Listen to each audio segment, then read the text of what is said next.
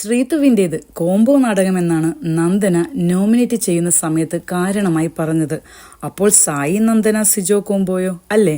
Bangalore days movie പോലെയുള്ള ഒരു relationship ആണ് തങ്ങളുടേതെന്ന് നന്ദന തന്നെ തമാശ രൂപേണ പറയുന്നുണ്ട്.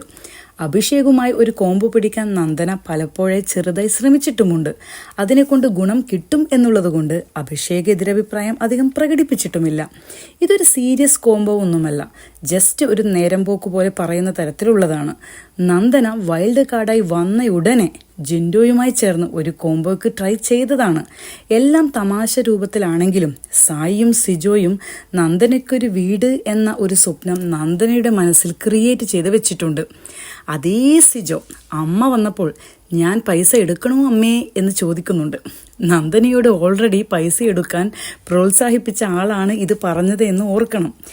എപ്പോഴാണോ പെങ്ങൾ നന്ദനയെ നേർച്ചക്കോഴിയാക്കുന്നത് എന്ന് ദൈവത്തിന് മാത്രം അറിയാം.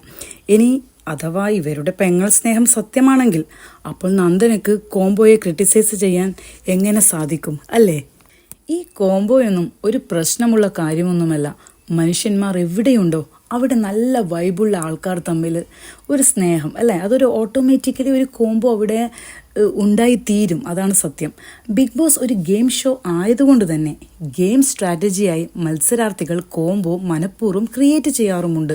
ഇതൊന്നും ഒരു പുതിയ സംഭവമല്ല. ഋഷി അൻസിബ, ജാസ്മിൻ ഗബ്രി, അർജുൻ ശ്രീതു ഇവരൊക്കെ കോംബോ തന്നെയാണ്. നന്ദന കോംബോ നാടകം എന്ന് പറഞ്ഞത് മനസ്സിലായി ശ്രീതു കരയുകയുണ്ടായി.